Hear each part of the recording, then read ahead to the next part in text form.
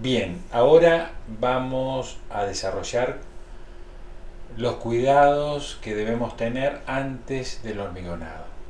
Debemos considerar que un piso industrial es un sistema, es decir, todo tiene que ver con todo y por lo tanto debemos prestar atención desde la base de asiento y el correspondiente terraplén si tuviera, la subbase, la preparación del área de trabajo, tanto en general como en particular, qué tipo de refuerzos vamos a colocar, que en este caso son fibras estructurales, y luego los detalles donde van ubicados los refuerzos localizados. Actualmente, los pisos industriales no son una estructura, ni siquiera son considerados por los reglamentos como una estructura. Son elementos de transición para llevar una carga desde un determinado nivel a la base de asiento. Entonces, tenemos los pisos apoyados sobre el suelo, que son de los que vamos a hablar en este momento, y los pisos apoyados sobre pilotes, que no vamos a decir nada, pero existen y están avanzando mucho cuando tenemos que hacer pisos en lugares donde el suelo es desastroso. Por ejemplo, al lado de un río o alguna cosa así. No son estructuras tampoco, sino son pisos apoyados sobre suelos que no tienen capacidad portante. No vamos a entrar en ello. Nosotros nos vamos a basar en los pisos apoyados sobre el suelo, considerando que hay una capacidad portante de ese suelo. Fíjense ustedes en este gráfico cómo una carga concentrada de la rueda se va distribuyendo a través del pavimento de hormigón, a través de la subbase, y llega a la base de asiento de manera distribuida. Ahí está exagerada un poco la deformación, pero ven todas las flechitas, como una carga concentrada arriba se terminó distribuyendo en un sector muy amplio. Esa parte de abajo que estaba deformada es lo que se llama base de asiento. Lo que hacemos en la base de asiento, lo primero es sacamos el manto vegetal, sacamos los árboles, nivelamos, saneamos. Si hemos sacado árboles, esos lugares va a haber que reemplazarlos, sacamos, bueno, quizás construcciones anteriores que estaban los cimientos, todo eso hay que sacarlo y hay que sanear la base. Luego de que está saneada y compactada, tenemos que verificar. Verificamos la nivelación y verificamos el grado de compactación. En los manuales, en los libros, utilizan lo que ustedes seguramente han conocido como la densidad o el ensayo Proctor estándar y Proctor modificado, que van a hacer un agujerito, hacen un pozo, luego sacan la tierra, se la meten en una bolsita para que no pierda humedad y completan el hueco con una botellita con arena. Eso demora una barbaridad, pero una barbaridad. Y no es práctico. Fíjense que yo por ahí les decía que los ensayos en obras tienen que ser simples, rápidos y semiplena prueba. Entonces, con el tiempo, y porque Vialidad lo usa, lo que se hace es intentar hacer una equivalencia con el DCP, que es el cono dinámico de penetración. Hay un trabajo muy importante, es una pavada y tiene una súper eficacia. La carátula de este trabajo que ven a la izquierda lo hicieron en la Universidad de Rosario, el departamento del laboratorio vial de la Facultad de Ingeniería, y está testeado, pero de manera impresionante en Entre Ríos, en Santa Fe, en la provincia de Buenos Aires. Lo que yo he hecho en obras es, cuando me pide la inspección, verificar densidades, al lado de las densidades, de hacer el pocito, de llenarlo con arena, etcétera, etcétera, hacer todo ese estudio para verificar el Proctor estándar, o modificado, el que sea, que haya dicho la inspección, hago un ensayo de penetración con este aparato que ustedes están viendo en la imagen de la derecha. Ese es un DCP.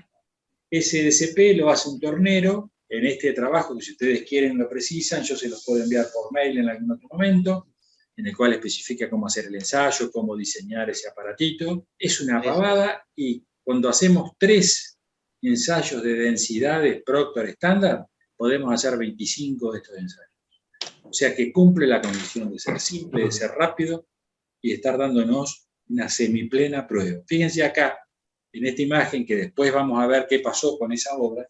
En esta imagen, la parte superior, que es una tosca, es un una brosa. Allá en Buenos Aires le dicen tosca, acá le decimos brosa. El DCP dio muy bien en los primeros 20 centímetros y luego fue un desastre.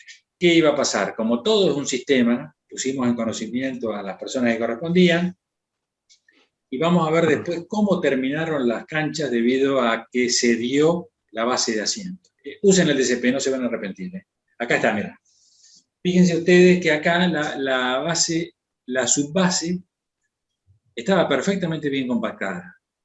Miren cuando se metió el camión dentro de la cancha para empezar a hormigonar desde el fondo, los huellones que se armaron. No solo eso, sino que aparte, al ser tan profundos, terminó desalineando los moldes y terminó siendo un enorme problema. Fíjense que el DCP no necesita ni por capas de 15 centímetros, ni estar evaluando cada capa a medida que la van haciendo.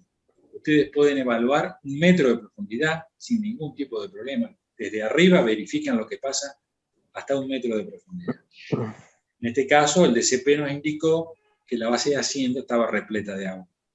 Era puro barro, porque había estado una parte del galpón abierta y había entrado agua. O porque los desagües, no me acuerdo, realmente no me acuerdo qué pasó, pero los desagües no estaban terminados, algo así. Sobre la base de asiento colocamos la subbase que es eso, la brosa, la tosca, como le llaman, que tiene determinadas funciones. Una es brindar un apoyo uniforme a las losas de hormigón. La otra es aumentar la capacidad de soporte del terreno, es decir, de la base de asiento. Si no hubiera plástico, tendríamos un efecto de bombeo de los finos, que cuando pasan cargas muy importantes arriba del pavimento, saldría barro por entre las juntas y nos crearía un hueco debajo de la junta, con una rotura posterior. Y por último, como la brosa de buena calidad es una arena con arcilla, con limo, perdón, no con arcilla, con limo, permite drenar rápidamente y mejorar la respuesta a los aladeros. Otra cosa que me gustaría que vieran en esta foto, fíjense que debajo del molde hay una franja de plástico, y eso hay que ponerla siempre, porque a veces antes de moldear no se coloca, y después hay que andar haciendo magia para que quede el polietileno saliendo de los moldes y poder empalmar con los paños laterales. ¿En qué interfiere la calidad de una subbase? Interfieren las deformaciones. Como vimos, las deformaciones de una subbase son inferiores a las deformaciones de la base de asiento. Si se hubiera pasado con ese camión por encima de la base de asiento, hubiera quedado empantanado. Gracias a la presencia de la subbase, dejó grandes huellones. Por otro lado, si la base está prolija, permite, en el caso que trabajemos con mallas o con armaduras, permite el posicionamiento firme de las armaduras.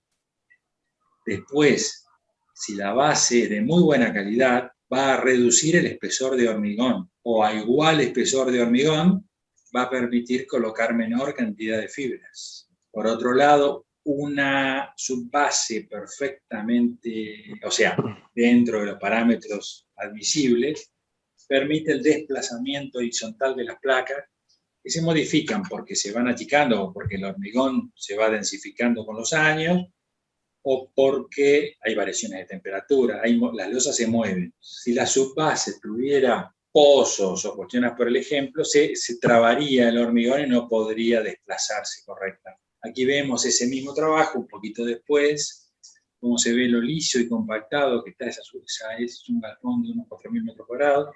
Se ve el drenaje lateral, por el caso de que llueva, que no se encharque, que se pueda ir el agua de encima de la cancha. Y bueno, ¿qué controlamos cuando la subbase esté lista? Controlamos el grado de compactación según las especificaciones del proyectista, y si no tenemos especificaciones, a través del DCP, que nos va a dar esos 4.000 metros, lo hicimos en un día el control completo con un DCP. Y nos quedamos pero totalmente tranquilos de que estaba en perfectas condiciones. Se verifica la nivelación, incluso con el DCP, si fuese una capa que siempre tiene que ser lo más delgada posible, 7 centímetros, en ese orden, de suelo cemento, también el DCP puede diagnosticar si está en condiciones o no, sin necesidad de mandar las probetas, que son bastante engorrosas, para verificar el suelo cemento. Bueno, ya estamos en la obra. La subbase se terminó, vamos a entrar, te dan el plano. Lo primero que hacemos es, en base al plano, a las juntas que determinó el proyectista, definir cuáles van a ser nuestras juntas de moldeo, definir dónde van a quedar nuestras canchas de llenado, que nos va a permitir ordenar el llenado y que nos va a permitir después salir, porque muchas veces no pensamos por dónde vamos a salir cuando hay un solo portón y los camiones empiezan a entrar, y llega un momento de que uno dice, ya no puedo llenar porque el camión no llega. Todo eso hay que pensar. Aquí en el que está arriba a la derecha es un gráfico donde están marcadas, por ejemplo, las juntas de dilatación, un rosado fuerte, juntas de moldeo en celestes, después están las canalinas en naranja. Eso después se enumera, se le pone un orden, se dice por acá entramos, por ahí se ve una flechita que es donde se entraba. Después acá abajo hay otro plano, que eso hubo que hacerlo así, se hizo por franjas, de forma lateral. Se tomó la decisión de hacerlo así, pero funcionó. Funcionó y se fue avanzando a poquito. Había sectores, por ejemplo, arriba a la izquierda, que eran distintos, con otro tipo de juntas, que hubo que llenarlo con bombas. Todo eso ingresa en la preparación del área de trabajo en general. Después tenemos lo que es la preparación del área de trabajo en particular. Aquí ustedes pueden ver que están los moldes puestos. Hay que tener en cuenta, por lo menos, de acuerdo a las especificaciones, aquí yo no puse el diámetro, pero depende del cálculo también, los moldes con agujeros para pasadores cada 30 centímetros y a 15 centímetros de los extremos y en la mitad del espesor del pavimento. Ahí vamos a poner los pasadores entre juntas de moldeo. ¿Qué controlamos en la preparación? No sé si alcanzan a ver que están los hilos ahí, donde están marcados los cierres. Por ahí no se ve muy bien yo porque me acuerdo, pero bueno, ahí todos esos lugares donde estamos poniendo dónde van a estar después los cierres, los moldes. Háganme acordar después algo que no puse con respecto a los bordes. Cuando llegamos a este punto, controlamos la alineación. Se debe controlar la nivelación de los moldes, me estoy refiriendo, y la limpieza de los moldes. Los moldes deben estar sin incrustaciones y deben estar con un elemento como gasoil y demás, o desencofrante, para que no se les pegue los mismos. Si la planitud que exige el proyecto es exigente, la planitud del trabajo es exigente, solo nivelamos con nivel óptico de buena calidad. Si la planitud no es una condición sine qua non de la obra, entonces podemos usar un nivel láser. El nivel óptico es mucho más preciso que el láser, en grandes distancias como esta. Por otro lado, para poner las reglas, porque en realidad yo no sé lo que usan ustedes, pero terminás usando reglas, porque si los moldes de pavimento externo se deforman un montón y terminan no siendo útiles dentro de un piso industrial. Nosotros nos proveemos de gran cantidad de cuñas de madera. Ahora vamos a ver si en esta... Acá están, fíjense ustedes. Fíjense, este es un piso que tiene grandes condiciones de planitud, entonces tiene un ángulo con tornillo, no sé si lo ven sobre la regla, en el cual sobre ese angulito corre la regla vibradora. Pero la línea la estamos sosteniendo con un hierro clavado al costado, se puede ver atado con alambre dando toda la vuelta, y la nivelación la tenemos con las cuñas. Las cuñas pueden parecer de otro mundo, pero son impresionantes lo bien que funcionan. Si tenemos esto que está acá, es para un piso de alta nivelación. Son moldes caros que por ejemplo, en Brasil usan otra cosa, que es usar la regla, por ejemplo, de, no sé, 60 por 120, las estructurales, y las ponen levemente desplazadas, fuera de plomo, digamos. Una pequeña, por ejemplo, un par de milímetros fuera de plomo. Entonces les queda hacia afuera, les queda un canto vivo, en este momento lo está haciendo el ángulo, a ver si lo ven ahí, el ángulo, termina, como está un poquito abierta, la regla se va a mover sobre el borde un poquito levantado interior del tubo estructural. Si instalamos con leve inclinación hacia afuera esas estructurales de 120 por 60 o lo que sea, es más fácil para desencofrar, garantiza que el desplazamiento de la regla vibratoria sea por un punto es el extremo interno de la regla estructural. Siempre aplicar algún desmoldante para que no esté sucio, no pueden estar sucias las reglas, por más que estén usadas, tienen que estar bien limpias. Y si tuviéramos que hacer empalmes en madera, por ejemplo, la regla no llega hasta una columna, tenemos que colocar un pedacito de empalme, la madera que usamos debe ser cepillada una cara y un canto. Tiene que ser prolija, no podemos venir de repente corriendo una regla vibradora sobre un elemento que está muy alineado y de repente empieza a agarrar astillas y demás, ¿no? Con una cara y un canto, y las perforaciones, por ejemplo, para colocar los pasadores una vez que terminemos.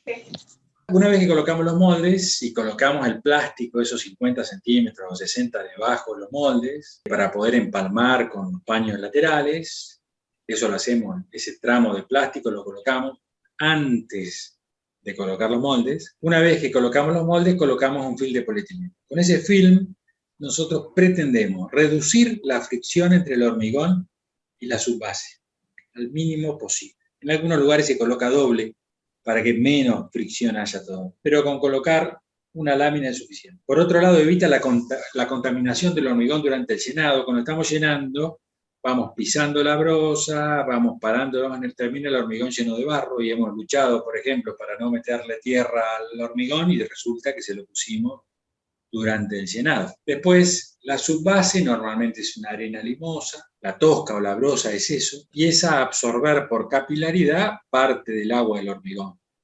Entonces, con ese plástico, nosotros impedimos que la base nos esté robando agua que después está todo pensado para que esté saliendo por arriba, no por abajo. Por otro lado, el día de mañana podemos querer pintar ese pavimento o revestirlo porque cambia la función del piso.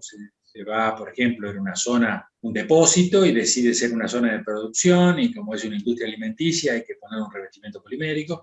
Si tenemos la barrera de vapor, y bueno, ahí nos ahorramos un montón de plata, porque la barrera de vapor química, o sea, la base emite vapor que atraviesa el hormigón y que levanta la pintura, es carísima. En cambio, el plástico, que es bastante barato, nos funciona perfectamente bien.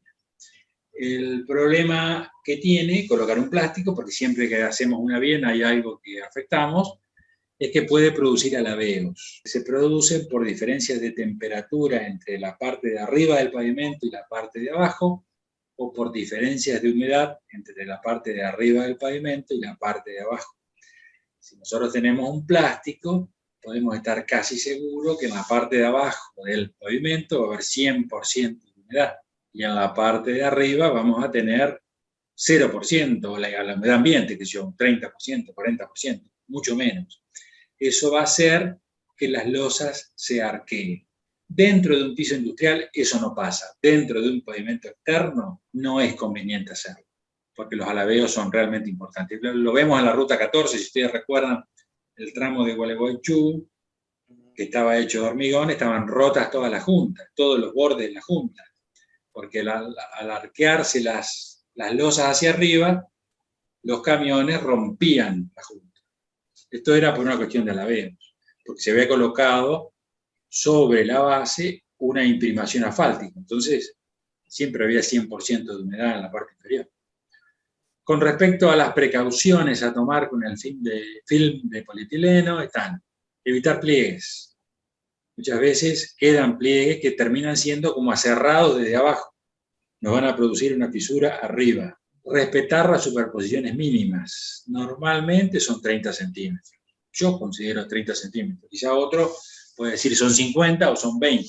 Después que tiene la superposición, le pegamos una cinta de embalar para que quede fija, tratando de unificar todo. Recordar lo mismo que vimos en esa imagen anterior, donde estaba deformada la base, de sobrepasar 50 centímetros nuestro moldeo para que podamos empalmar el polietileno con la losa adyacente. Bien. Y después, el espesor mínimo para no romperlo son 150 micrones.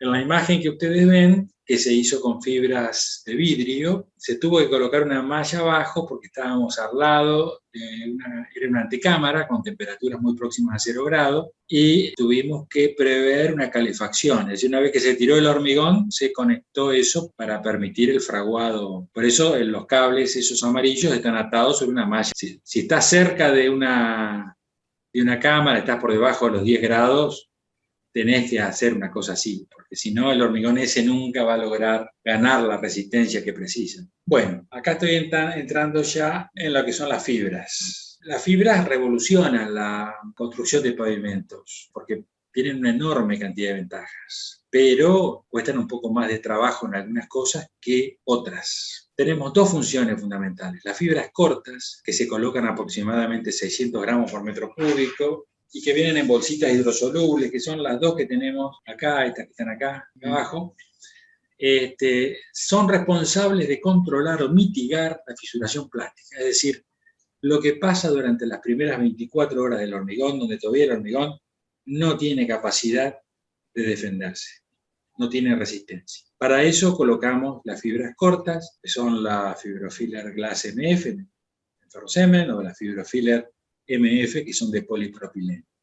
Estas fibras no son estructurales. La función que tienen es actuar en las primeras 24 horas. La otra función, las otras fibras, son las fibras estructurales. Son las fibras de acero, la Ferrofiber, por ejemplo, que son la bolsa azul, que está a la izquierda, y la Fibrofiller Glass SR, que es la segunda, que está a la derecha. Y estas son de fibra de vidrio. Ustedes pueden decir, bueno, yo quiero colocar menos, ¿por qué voy a colocar 20 kilos por metro cúbico? Y la condición viene porque las fibras deben estar en contacto unas con otras. Y si pusiéramos menos, habría sectores donde las fibras no se entrelazarían. O sea que es una condición mínima, no por resistencia, sino por el mismo valor intrínseco de la fibra. Tienen que estar en contacto entre ellas, tienen que cruzarse. Colocás fibras de acero, no tenés que mover mallas, no tenés que atar, no tenés que colocar separadores, ahorrás un montón, tenés un montón de costos en mano de obra que influyen. Cuando vos empezás a usar fibra de acero y la sabés usar bien, o de vidrio, no volvés más a las mallas. O sea, reemplazás las armaduras y las mallas, mitigás la fisuración. Por ejemplo, en ferrocement, el depósito, que tiene 600 metros cuadrados, no tiene una sola junta, está hecho con fibra de acero, o sea que podés separar las juntas, y supongamos que dejaras las mismas juntas, podés hacer pisos industriales con menor espesor, a igualdad de cargas, o sea que también tenés un ahorro, pero de cualquier manera es un tema que muchas veces la gente, o sea, si el piso es de 15, lo dejamos de 15, podés arriesgarte a hacerlo de 12 y anda perfectamente bien. Pero viste que acá en Argentina se dice un piso debe ser como mínimo 15 centímetros. A veces uno dice voy a correr riesgos inútilmente, pero podés hacerlo de 12 centímetros y tenés el mismo desempeño con 20 kilos por metro cúbico de fibra. O sea que a igualdad de cargas tenés menor espesor. Las fibras, cuando empezás a usarlas, no querés volver para atrás. Son de muy rápida la colocación, es decir, en la obra ya vienen puestas. En general no tenés ningún tipo de problema porque ya vienen puestas en la hormigonera. Bueno, ahí ahorrás una cantidad en el manipuleo de armaduras y mallas. Para el caso de la Fiberglass SR, la estructural de vidrio, esta que está acá, la cantidad mínima necesaria es de 5 kilos por metro cúbico. Es muy nueva, no tiene la trayectoria del Ferrofiber, están muy probadas, son alemanas, y yo uso eso cuando tengo que hacer un piso. Tiene la misma, el acero tiene 7,8 kilos por metro cúbico. Es decir, que lo que yo estoy metiendo es algo realmente pesado. En cambio, el vidrio tiene la misma densidad que el hormigón, o sea que es más difícil que haya floraciones, se mezcla mucho mejor. Anda muy bien la Fibrofiller Glass. ¿Qué pasa con las fibras de acero? Hay que tener precaución, porque si están mal incorporadas, se forman esta foto que tienen ustedes, que se llaman erizos, que son aglomeraciones de la fibra, se hacen pelotones de fibra. La gente saca de la cancha de hormigonado porque eso es inmanejable.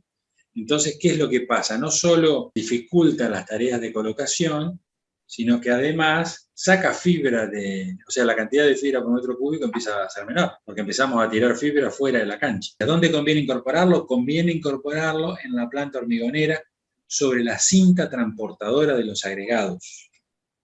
Y lo tenés que colocar no alegremente vaciando la bolsa arriba, sino que la persona que lo coloque con un guante de cuero, para al fin y al cabo son pequeñas agujas, lo vaya distribuyendo mientras van subiendo los agregados, de tal forma de que la fibra ya vaya siendo distribuida mientras va incorporada al camión hormigonero. Ahí es muy difícil que tengas erizos en esas condiciones. Tenía aglomeraciones de fibras. Otra cosa, lo vamos a ver ahora en un poquito más adelante, pero es muy importante el vibrado para las fibras. Como son pesadas, tenemos que mandarlas para abajo. Aún con 20 kilos o un poco más, todavía capaz se nota más si metemos 25 o 30 kilos, te termina viendo afloraciones en la superficie del pavimento. Eso hay que sacarlo. Son pequeñas fibras que han quedado arriba, que no han podido incorporarse.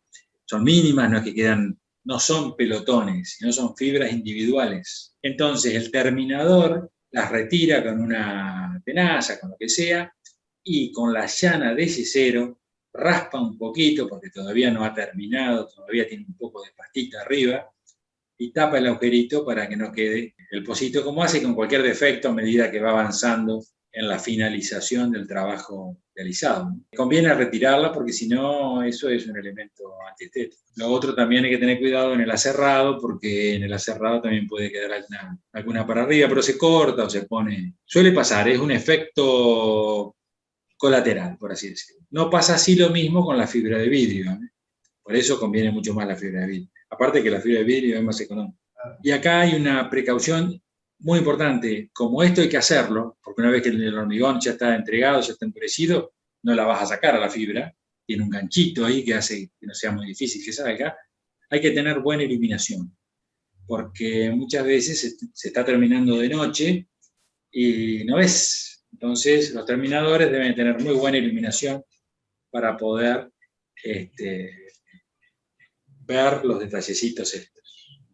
Estos no son erizos, son fibras individuales que hay que retirar. Vimos los refuerzos generales que definió el proyectista, que dijo la cantidad de fibra que había que colocar, los cuidados. Ahora vamos a hablar de los refuerzos localizados, es decir, de los pasadores y de los encuentros con las estructuras existentes. Si ustedes ven en el diseño que da la ASHTO, si no hay pasadores, fíjense, cuando la rueda viene, hunde, se deforma la losa antes de que suba a la otra losa. Hay un diferencial, se llama, hay un delta ahí. En un camino, quizá esto es perdonable, hasta cierto punto, porque vimos lo que pasaba cuando había diferenciales con los pavimentos de hormigón. Pero en un piso industrial, cuando pasa un autoelevador y se le plantea eso, vuela el pedazo de hormigón que está delante. Inmediatamente vuela, porque las ruedas algunas son macizas, otras son revestidas, pero son muy duras, o sea que terminamos rompiendo los labios de las juntas.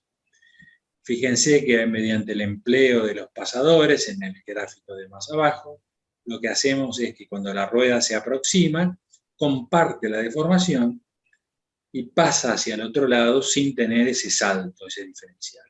Tiene un pequeño hundimiento, pero ambas losas trabajan juntas y no aparece ese diferencial que rompe el borde de la junta. Entonces, los pasadores evitan el desplazamientos verticales diferenciales entre las losas, como se ve en el gráfico, reduce los alabeos de la placa, porque cuando la placa quiere levantar, se lo impide el pasador, o las barras de unión, lo mismo, se lo impide, permite el libre movimiento de las losas en el plano de las mismas, ya que están engrasados, por lo tanto las barras deben ser rectas y lisas, normalmente son de 40 centímetros, y hay que tener cuidado de que las puntas de las barras no estén cortadas con guillotina porque las aplastan, entonces quedan incrustadas en el hormigón, o si son cortadas con una moladora, retiremos todas las rebarbas. O sea, tiene que estar, que pueda entrar y salir, no puede tener un elemento que se pueda bloquear. Deben estar engrasados,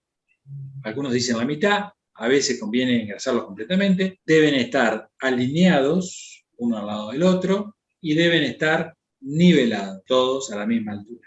La tolerancia, dicen que es del orden del 2%, pero que la tolerancia vaya a nuestro favor. Nosotros tratamos de, ponemos una madera ahí afuera para sostenerlo mientras hormigoneamos, o después que pasamos el hormigón, ponemos la barra y le metemos una madera, un pedazo de tirante para controlar que los pasadores estén todos igualitos y que no estén todos deformados. Esto es una cosa importantísima y es muy nueva. Usualmente cuando uno llegaba a una columna, hacía un rombo, una punta de diamante, o no sé si lo recuerdan o si lo emplean ustedes, tal forma de que aislar la columna del pavimento, que debe estar aislada. Otros ponen un molde redondo para que ese borde sea redondo, que esté aislado, digamos, quede, no sé, a 40, 50 centímetros del pilar, un círculo que aísle el piso y que después se llena en segunda etapa. El problema de esto es que eso está vinculado al pilar, ese círculo o ese rombo. Cuando se mueve la columna, o porque se hundió un poquito, o porque el viento, en el caso de columnas metálicas, producen un movimiento sobre la estructura a nivel de las fundaciones, levanta ese cono. He visto puntas de diamante hasta 2 centímetros por encima del piso original. De un lado está levantada y del otro lado tendido.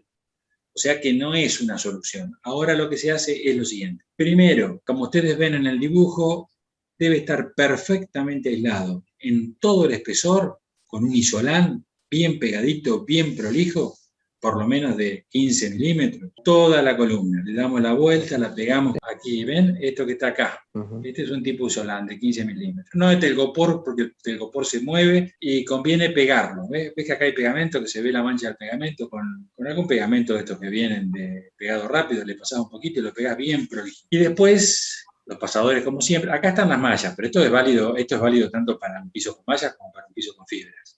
Después viene lo que se llama la regla de los 3 centímetros. Se coloca una viguita, ustedes la ven acá arriba, visto del aire, en el cual son barras del 20 o del 16, puestas de esta forma. Fíjense cómo están con un estribito, están separadas 10 centímetros, con un estribito de separación, que no tiene ninguna importancia, nada más que de que se separen en cada punta. Son barras del 20 nervuradas, sin engrasar nada, o del 16 como mínimo, 20 mejor, y que cumplen la regla de los 3 centímetros. Y esta regla de los 3 centímetros dice que deben estar a 3 centímetros de la esquina, acá donde está el circulito rojo, deben estar la primera a 3 centímetros, deben estar a 3 centímetros de la superficie de la losa y a 3 centímetros del fondo de la losa. Si esta fisura quisiera dispararse por acá, estoy seguro de que esto ya lo han visto en otras oportunidades, estas fisuras de esquina se van a encontrar con esta super barra y no va a poder desarrollar esa fisura. Tiene que ser de diámetros muy importantes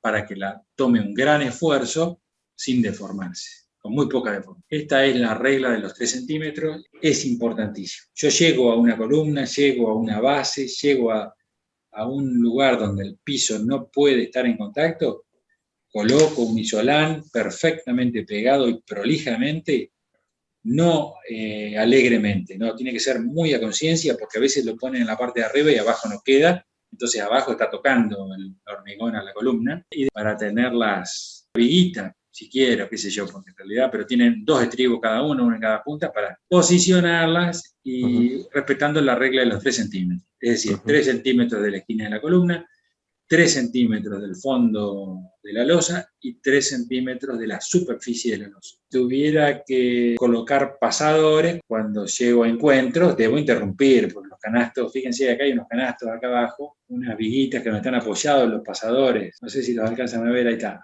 ¿ven esas viguitas ahí abajo, se ven? Sí. Los pasadores están, hay unos canastos, ahora sí.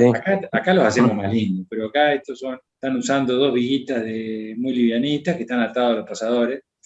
Cuando llegás a una junta, no podés, supongamos esta junta que viene acá atrás, tenés que cortarlo, no tenés más remedio, no se te vaya a ocurrir pasar con el canasto de pasadores para el otro lado porque estás armando la junta y se va a fisurar.